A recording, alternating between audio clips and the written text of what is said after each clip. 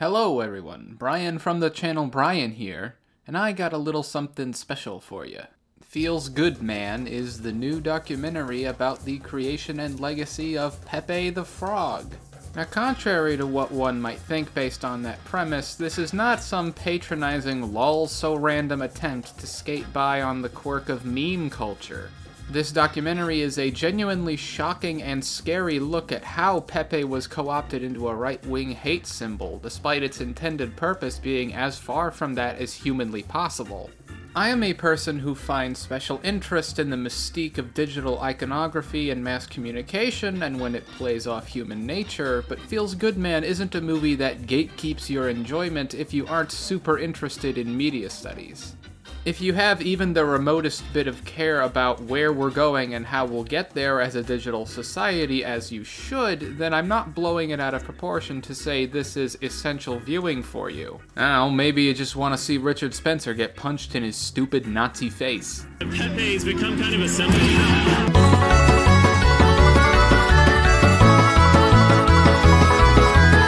Feels Good Man is not the kind of documentary where you have to be a regular fan of the genre to get something out of it either.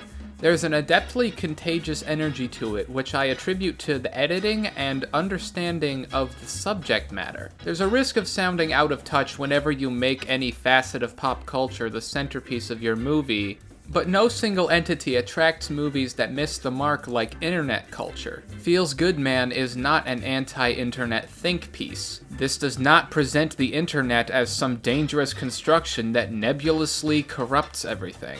It is a complex network of communities that formed out of psychological uses and gratifications. They explain the flaws and minutiae in human nature that are landmarks on the roadmap of Pepe's transformation as a symbol. The film is not without bits of the psychology I wish were explored a bit more, but the filmmaker's understanding of what makes these subcultures tick is more than enough.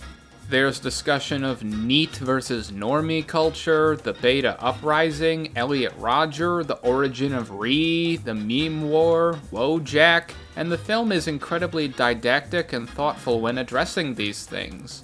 They even pulled in the Eggman as one of the chief interview subjects throughout the film. But while the film appropriately discusses the mimetic nature of its subject, you can't dismiss the dark humor behind a thesis saying that a cartoon frog may have been instrumental in the election of an American president.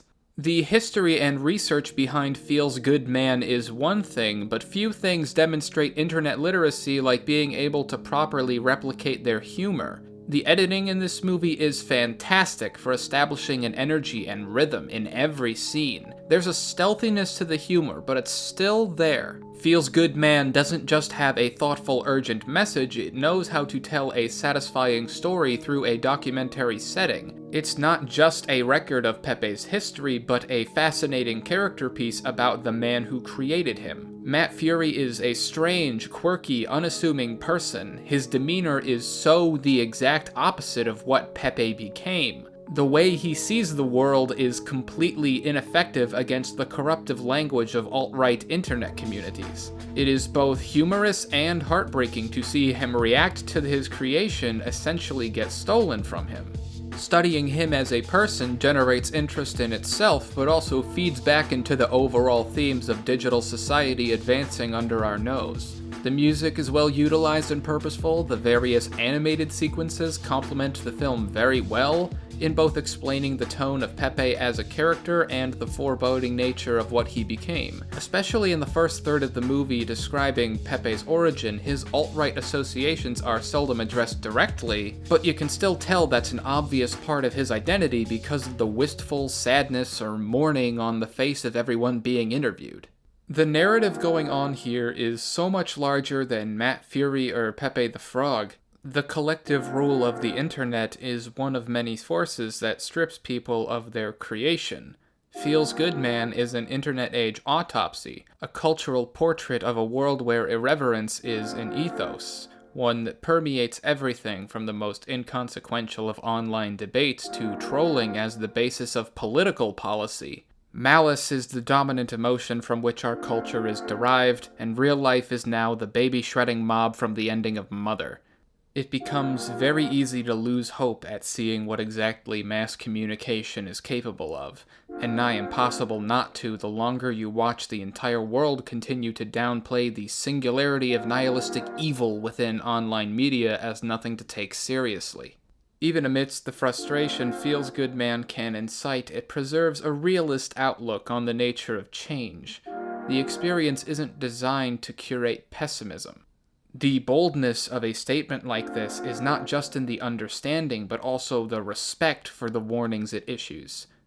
I think if the message doubled down on instilling hopelessness instead of embracing the absurdism, it would be ploddingly dull and harder to take seriously. It's certainly stating a case, but not concerned with being argumentative that it distracts from the film's character. I would recommend this film to anybody who even remotely cares about the world around them. It's no small feat for a documentary to be this entertaining while managing the tension between pragmatism and urgency Feels Good Man does. And I'm giving Feels Good Man an 8 out of 10. But hey, did you like this movie more than me? Less than me? Well, if you care to, please tell me. And if you like not only words, but the way I arrange and then say them, please continue subscribing to me, Brian, from the channel Brian. Thank you, and goodbye.